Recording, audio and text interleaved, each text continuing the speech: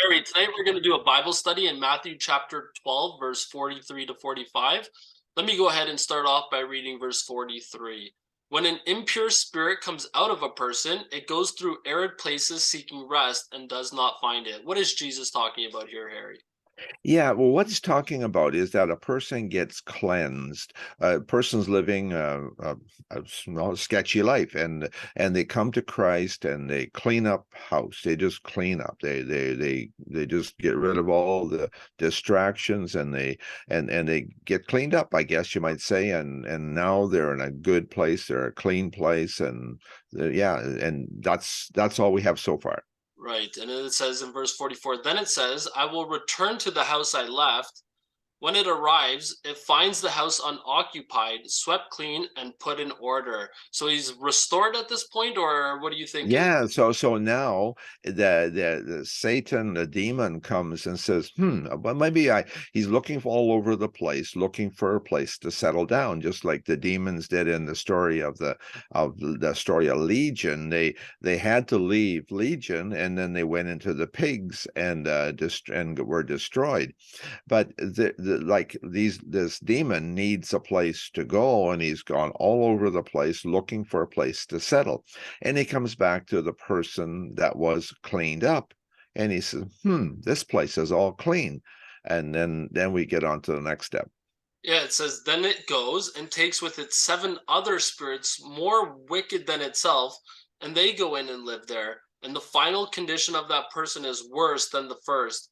That is how it will be with this wicked generation. Go ahead, Harry. Yeah, yeah. So what happens is that the demon says, "Well, if they're not going to use this, and the person has been cleansed, but isn't constructive, isn't doing anything with their life, they're just clean, and that's it. They're not using it. Like if you have a shop or a shed that's sitting empty and nobody's using it, then somebody says, "Well, I'm going to use it then."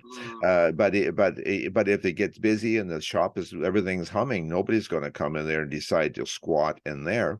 So now Satan comes back to this person that was just clean, just sitting there doing nothing, and that's an old adage that says an idle mind is a devil's workshop. So the concept is that now Satan says, and he starts to work with that person and say, "You ever thought of this? You ever thought of that?" And he starts sending all kinds of other thoughts. The person's never thought of that, or maybe some other religion or some other angle, some weird teachings, weird thinking, or whatever, or who knows what.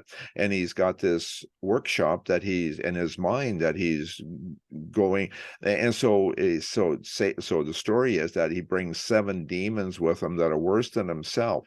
And in the end, that person that was cleansed now got something that is way worse than where he was started from.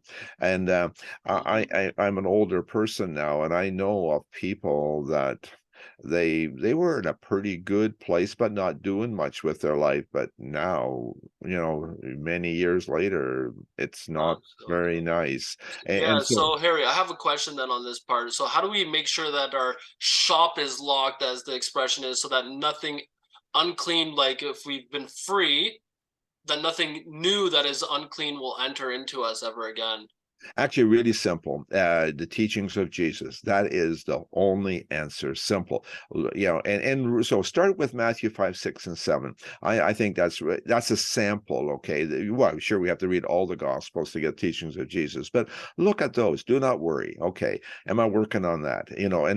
But also doing all these things, surrendering our life. We can't just fix one problem at a time. Some people say, "Oh, I'm going to work on worry. I'm going to work on this or that." That doesn't work. We have to surrender to Jesus. We have to say, "I want to be a proper servant. I want to do what you want." And so we actually have to think about, what does Jesus want from me, and surrender to that. It's like joining the army. You can't do a little of this or a little of that and try it for a week and not try it for a week. Once you sign up, you're signed up, and be serious about it and say, "This is what we're going to do."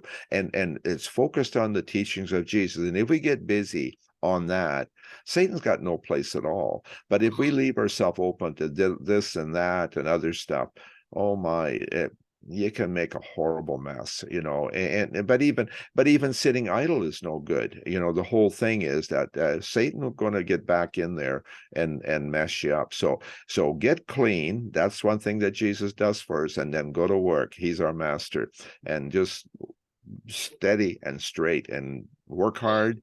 Enjoy the journey. Actually, it's like having a good job. Walking with Jesus is like a good job. You enjoy it. Or raising a family. That's not easy, but it's a good job. These are things that are constructive, and but the Jesus walk is what I'm talking about. Get it right. Do it hard. And it's a joy, a real joy. And he gives us the strength and the courage to do it, and gives us a new nature through the Holy Spirit.